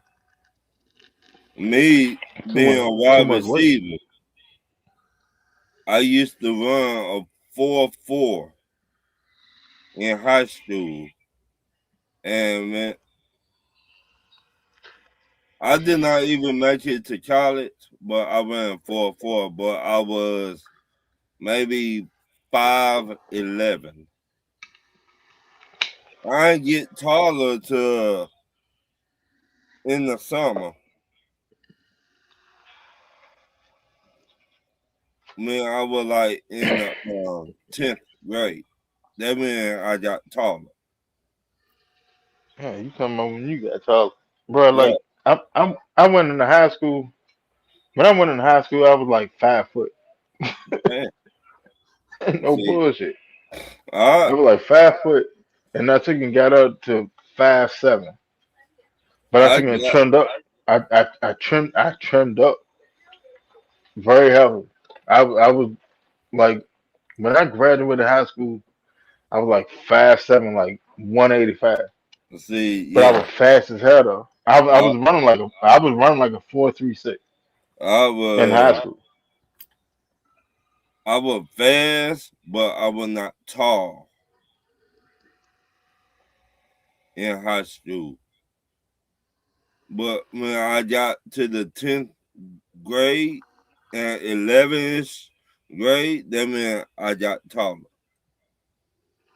So I was already on the football team, but I just did more when I got taller. They put me on the number one corners at this time. I was the number one wide receiver at that time. But then the the number one corner will be on the number one wide receiver. Wherever he Mm-hmm. go, the wide receiver go, that way that corner went Mm-hmm. back Oh, I then. know. I was the number one corner. Right. So I was just short as shit. right. See, like And not like when I took and started losing weight and toning it up, oh man, bro, and not like today. I could run like the wind and jump out the gym. Right. And Like, not like today. Today you got maybe a number one corner and maybe a number two corner if you lucky. like what you talking about high school or you talking about NFL? Both. Well, and all right, in high school, if you a legitimate number one, you going with the number one. Right. But what I'm saying, Unless they actually running like a pro type scheme, right, and then you have boundary and damn, what the hell the other corner is? You got short side and wide side, right, and your number one goes to the quarterback strong side. right, See, like that's what we did in high school. I was played to the quarterback right side, unless like they just had like a dynamic ass wide receiver. Then right. I would travel. But outside of See, that, like if y'all got good receivers or whatever, right, and you don't have like a dog, yeah, I'd say over to the quarterback right side, right to the other side. Like, to his right, because he gonna open up and he gonna want to throw to his right, dominant side. every time. Like a number one corner to me, he don't get his props like he's supposed to. And I watch him all the time. He with the Texas, Houston, Texas. Who, Derek Singley? Yep. Derek Singley is the second best corner in the league. But they don't really talk about him like that. They talk Shit, you about crazy. shit He, they, on they talk about him all the time. Derek on Singley is first take. legitimately the second best corner in the league. First take, they don't really talk about him like that. They talk about the dude with the Broncos more than they talk about him. Yeah, because Pat Surtain is just that damn good. I mean, Like he's both of them legitimate. good, Yeah, but Singley is great. Like, do I think both of them make it to the Hall of Fame? Very likely. It's right, very, very likely. But you have to actually look at it. Like Stingley is great. He's great. Pastor Tan is so damn great. He got Defensive Player of the Year right. as a cornerback, and that was like the first one since what? Who? Charles Woodson? Probably. Probably. Charles, it depends where you line Charles up though. The Charles back then he played both. He played corner and safety. Well, no, he played safety when he got older Right, and he started slowing down. But he was playing corner and return man. right. He played corner with the Raiders and Green Bay. Yeah, and then when he got older, they took him and moved him back to safety. Right. They, But I I mean think, that's what a lot of corners do because your eye for the football doesn't change. right, Your eye for the football, your keys don't really change. If I put you at a free safety, if I put you at free safety, and you just sitting back and you just sitting there seeing everything, you can still key off right, the same way. You know what I'm saying? You just got to cover more ground to get right. there. But if you read it fast, you can just get there and just break on the ball.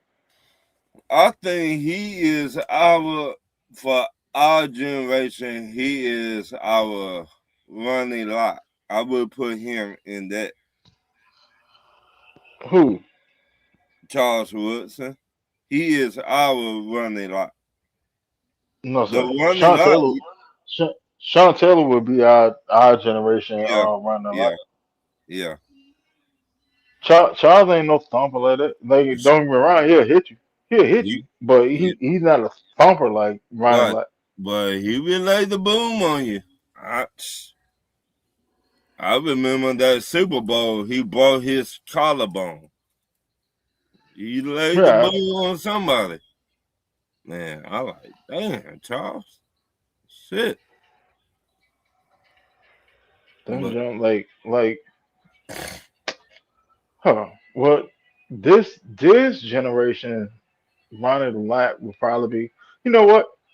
This generation running lap would probably be Tafunga with yeah, Tafunga yeah. over there in Denver. Mm-hmm. And then in all actuality, 49 are some dumbasses. Mm-hmm. The Like Dane I don't Duff. know why y'all like the man was injured. All right, and instead of y'all sitting there and letting him get back Hill. up to speed and heal and keep him and re-sign him, cause you see his potential. I could see like he wasn't really doing something, but when he was actually playing, he was a dog Right. every game. But No, you resign that, and you resign that, and you let him heal up, and you give it another go. but Maybe you once don't you, give him a 4 year contract. Maybe you do a 3 and 2. right. Yeah, all right, it's cool.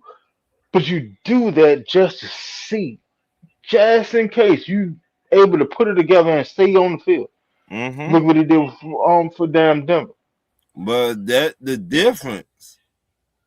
Remember, the 49ers, they really did not have no money like that. They 49 had them. They had the money to sign him. Yeah, but they needed a D tackle too. That D tackle left and went to the Broncos. Half They of that traded him. whole defense and offensive They line went traded to the them. Broncos. They traded them Oh, see what I mean? and let them go in free agency. Like, And, and the like, Patriots, like my thing is this. Like,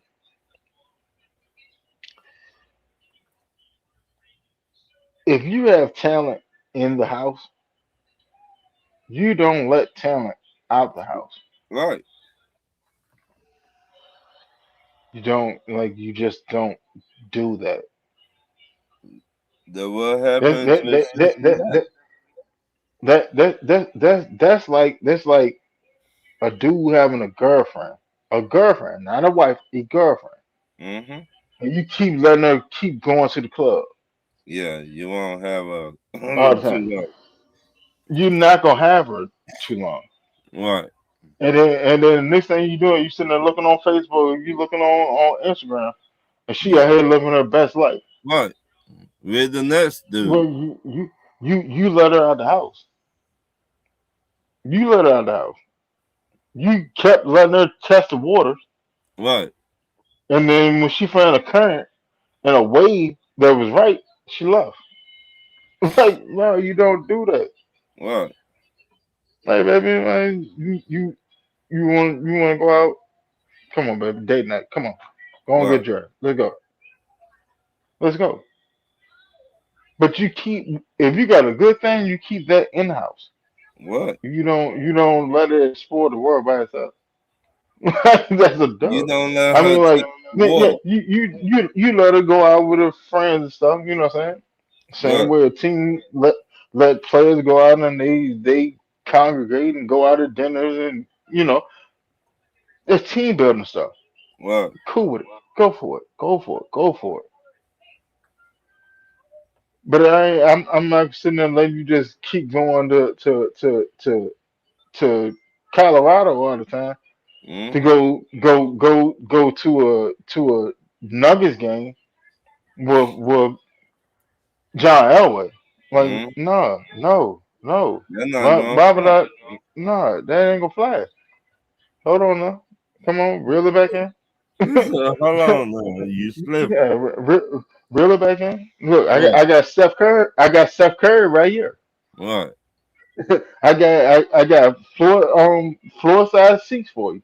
Mm-hmm. Oh, you want to be in the suite so you can eat chicken wings on? Go for it. I got you. Well, I got yeah, you. I took chicken wing. I got you. I got you. I got a whole suite. Go ahead. Go on under.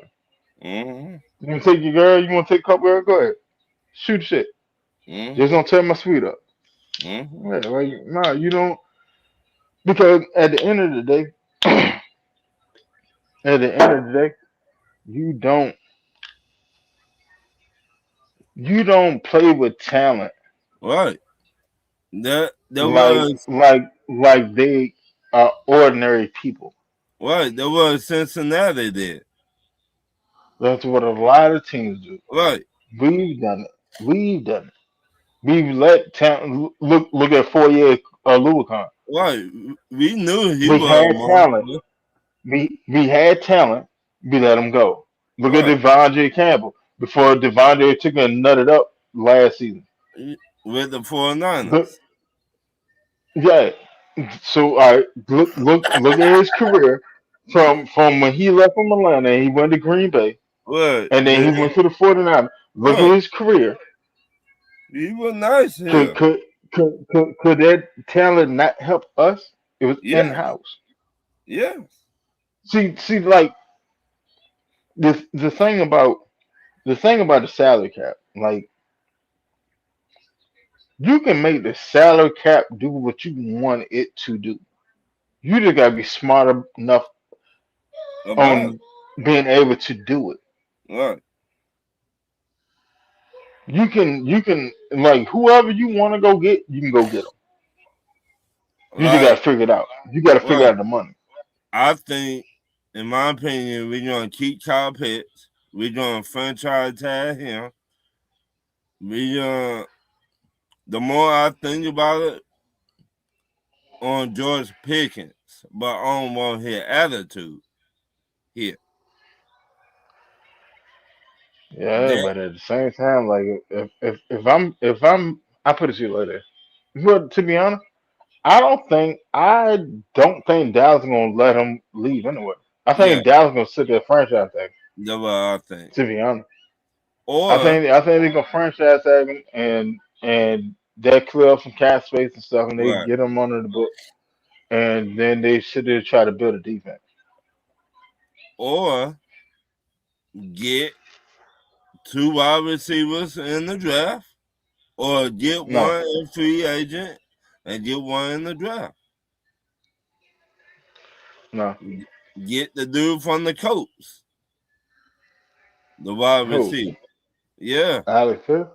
yeah, he nice. I Yeah, he just nice, get but he got injury problems. well. Mostly all these players got injury problems. No, they got another wide receiver over there, a white dude. I forgot his name, but I think he had 1,000 yards So, last year. Ron. Yeah, Uh, you heard me? Hey, Chris. Hey, hey, Ron, hold on. Keep talking. I Let think me he try to had a go out and thousand come back yards in because I last can't hear you. year. Wallace, who was that wide receiver played for the Colts last year? Had 1,000 yards.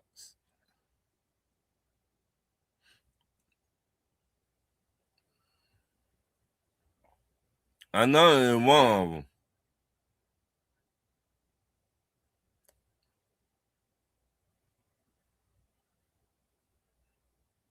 Hello?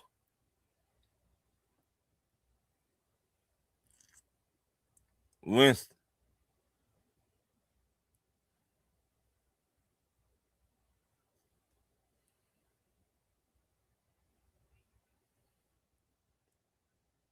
Hello?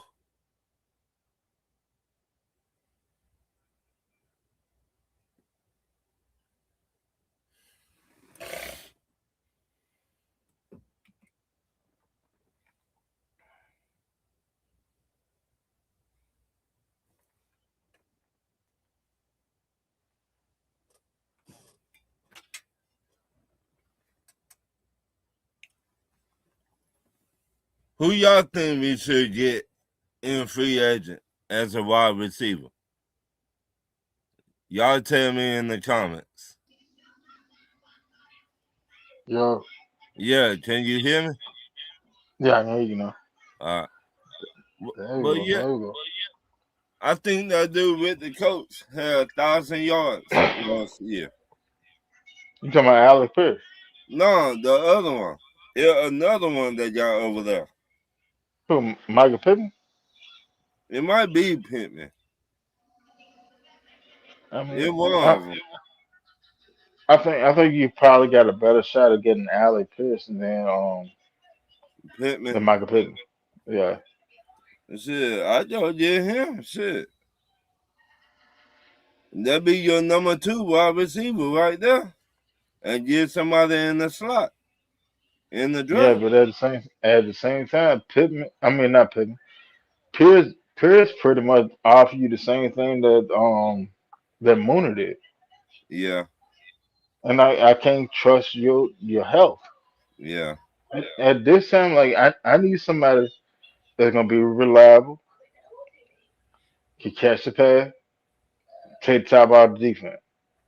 yeah, Now, somewhere along the line, I need somebody to take the top out of the defense. It's either at the number 2 spot or at the slot. It's one of the two. One of y'all got to be able to take the top out of the defense. Cause like Drake is not gonna do that. right, Can he do it? Yeah, you may be able to sneak him down the field every once in a while, but he's not gonna take the top off the defense. right, Like I can regulate what Drake do if I don't have to worry about nobody else. right. I don't But if want I get the I don't want no Jerry Judy here. hell no, I don't want nothing close to it. He got attitude problem. I'll tell you somebody that I would look into though. Jalen Waddle. Most definitely. I look into Jalen Waddle. But the I, only I, way you I to get him, you gotta trade for him. you got to trade for him, but And he'd be worth it. He'd be worth it. He'd be worth it in this offense. Most but definitely. it just depends what they will want for him. Probably a third, maybe a fourth. If they would take a fourth, I would take him. They're your Yeah, number like 2 right there. you not they not gonna get nothing crazy for Waddle. Zay in the bag said Rome Madunze. They ain't gonna move on Madunze. Yeah. You Not got not this better early. chance get DJ Moore before you get Deuce today. Yeah, Madunze still got 2 years on the contract. They're What? not gonna move him. And I like DJ Moore. What's going on, 3 Dirty? Well, I like DJ Moore too, but at the same time, I'm not gonna move DJ Moore until I know for a fact that Odunze for one gonna stay healthy, Right. and That and Luther Burden to take the next step in his development. right. Then I'll move DJ Moore. So like DJ last time Moore I said, DJ Moore is not going nowhere till after this season, right. He till after nice. this upcoming season. DJ Moore real nice. I seen that with Carolina. Yeah, but They at the just same time, like they're not gonna move off him. right. They just did not know how to get him the ball in Carolina. That was No, their problem.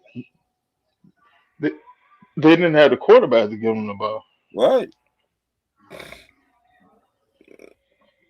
Now look at him over in Chicago. They And got he been DJ Moore balling ever since. line up in the backfield. Right. And I like the kid with the 49ers. But he was just crazy too. Who? Brandon But Ayuk. are you? Yeah, but Brandon Ayuk gonna want a big ticket. He gonna want a big ticket. Now, now I would I would sit there and do Ayuk if we do Drake London contract first. Of course. Now if we go on if we get the GM here and he go ahead pull the plug and go ahead do Drake contract, all right, then yeah, go ahead go get Ayuk. But I'm not Right. paying Ayuk. I'm not paying Ayuk before I pay Drake Right. because Drake been here the longest. yeah, but even beyond that, Ayuk gonna want big money, but I'm not allowing Ayuk to get paid more than Drake London. That's a Right. belt. That's why Tyler Algier is not coming back this year. I Ah, can't I can't I can't have my backup making more money than my best running back. That's a right. dub. I can't do I that. think we didn't find another running back in the fifth round. But it's hard to what they got going on, it's hard to replace that. Who? Like they feed off of each other. B Who? John and Tyler Algier. And Cal? Yeah, but at the same time though, like all right, we're running back. It's easier to pair a backfield with running back than it is to find two good starting wide receivers. Of course. I Now mean, the thing, like for a running back, I'm gonna be honest with you because a lot of people sit there and look at the running back position the wrong way. They be more worried about well what how many yards you get. I don't give a damn how many yards you get. what? Me personally, the first thing I'm looking at when I'm looking at a running back, can you pass protect? What? That's it. That's all. Can you pass protect? All right, because I already know you know how to run the ball because you made it to the NFL. What? So I I mean, already know you know how to run the ball. Can you pass protect? what? So he does it. I like Chubbs, but he cannot stay healthy. Now, now, I'm gonna be honest with you. So Nick Chubb was a very intriguing prospect, Mm-hmm. just for the simple fact of this. All right, so Nick Chubb, tore his ACL. We all know that, Mm-hmm. and He then tore he it in went, college and he tore it in the pros. yeah, but then he went to the Texans. And to be honest, now the Texans took him release. Well, he had an injury. He had an injury all season long. What? But if you go look at Nick Chubb numbers, yardage wise, he did the same thing that Tyler Algier did What? on less touches. And well, I don't think he had close to as many touchdowns Tyler had, but Tyler was sitting there running a whole bunch of goal line drives too Sting. though. What? So me personally, I would take a fly on. I would take him. I would take a fly on and at least bring him into camp. And see I would what he bring him got. into camp and see what he got. But now somebody saying I'm gonna draft a running back. But at the Right. same time too though, you still got what's that boy from UGA Carter that we Yeah. drafted He year before last? yeah. You mean from So Bama. Bama UGA wherever he came from. Bama. Well, like you still have him in the wings too. So What? they I will bring Chubb in to see what he got. What? I Do you mean, still got it? Can you get through a year? Can you get through a season healthily? If so, all right, let's get to it. If if not, then I just cut you. what I just cut you. Ain't a I whole mean lot to to it. me, our new head coach will know how to use him than anybody else I besides mean, Houston. exactly. So that's what I'm sitting there saying. And the Texans cut him after the Right, season. So he's a free agent. So it's likely, it's very likely you may see Nick Chubb in Atlanta right. Come home. coming home. And So it will not be the first time we got a UGA running back. I don't know. Look at Todd Gurley. Todd Right. Gurley came home and then Todd Gurley messed up the playoff for. Then I then I don't know if Steven Jackson from here. I had not really checked, but he came here and he looked like a shell of himself. Steve Jackson all beat up before he got here. And I'm like, what the fuck then we signed him for? He cannot even jump over a nickel. Yeah, like we signed him off of the name and not off of the ability at that point. At that point, like he was cooked. He was And cooked. if you really want your way in the past, we signed what his name? He played for the Rams, the Colts, and he played for us. He had the glasses. Eric Dixon. Yeah, we signed him back in the day. Oh boy, you took that one way better. Yeah, yeah. That's Now, how now I'm long. taking put you put that jump from the back seat. Yeah, that. Yeah, we signed running backs, but they don't really work out like that No, we signed running backs that be beyond over they the year and prime. shit. They Yeah, be beyond their prime. right. The only running back I like that we signed, um, Ward on now, the Chargers, Michael Burnham Turner. Michael Thomas. Yep. Shit. I mean, you know what? Yeah, I give you that. I can't knock Mike. But Ward Dunn was doing Yeah, damage too. yeah. He was doing some damage in Tampa Bay. He was But doing what damage was in Atlanta. I mean, yeah, but we know him from Tampa Bay.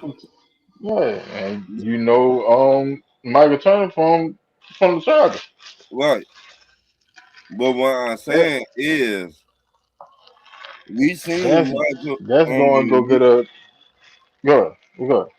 we seen what we done with the Tampa Bay Buccaneers.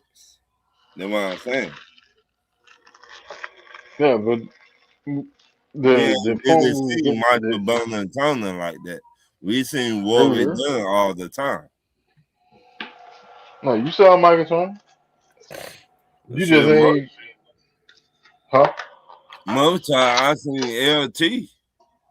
I ain't really get to see Michael like that. I seen LT. I mean, that happened with a backup. But when he got his time to shine, Oh, he shine. well, he shine bright like a dime. The- Shit, I remember one game I went to with my pops. He went over. We played the Rams. He went over somebody. I was like, damn. I I mean, ain't gonna lie, like Michael Turner and on some real shit. Like back then, back then on Madden, like if you play with the Chargers, oh oh my goodness, that jump was just ridiculous. yeah. That jump was ridiculous. Like if I couldn't play with the Falcons, I was playing with the Chargers. See, I my team was the Falcons and the Browns. Back then, The Browns had a team. They just did not have no head coach, in I my don't know. opinion.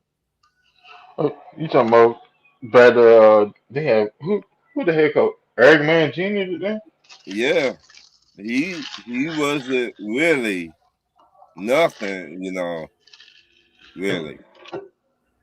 He got when he left New England, he went to the Jets. Yeah. Yeah, I'm what? He was Eric Mangini was well for one he was overhyped, Right. but like he's a serviceable coach. You just gotta load up the team for him. Like He's that type of coach. he Like load up the squad and I can keep it in the road. right. What the head coach used to be with Dallas? You gonna make me buy the groceries, but you won't let me cook.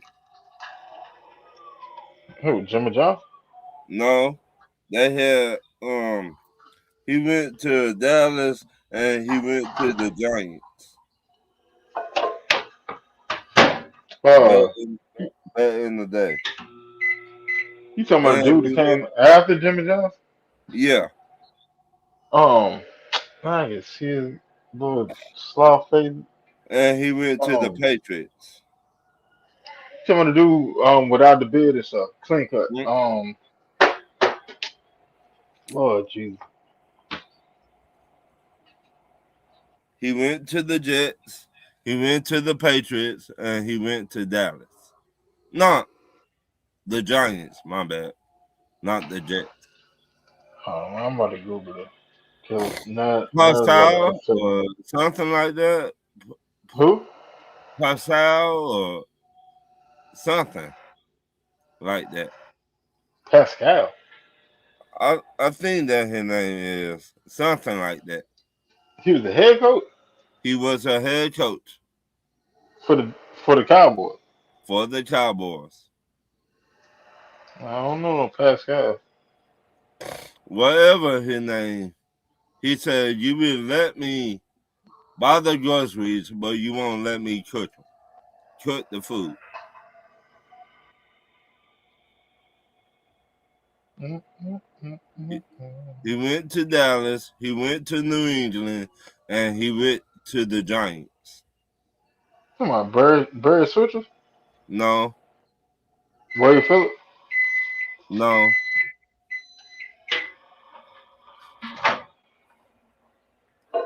I Jason Garrett, forgot who. Jason Garrett, No, I forgot the dude name. This an older coach. Shane Gillen. No, yeah, Bill Parcells. My bad. There you go. We talking about Bill. Yeah,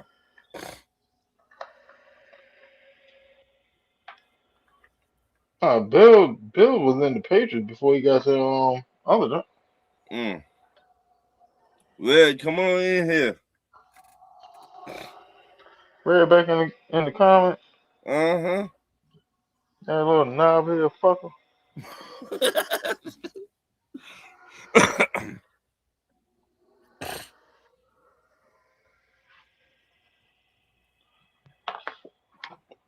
Yeah, Red man, you can sit there and chime in the comment. You can't get on the stage, man.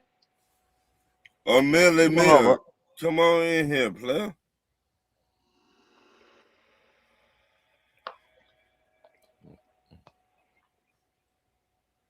Or 330.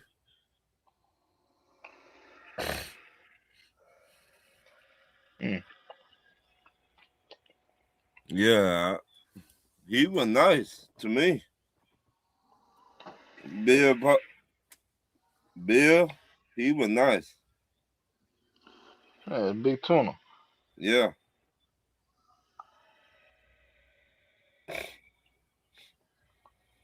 Oh, what the hell?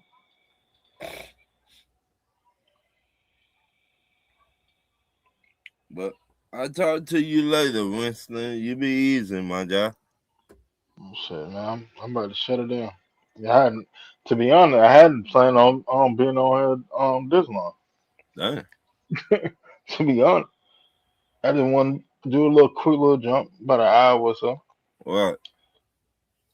But I What? ain't gonna interrupt good conversation. But Ron, let everybody know where you can be found at.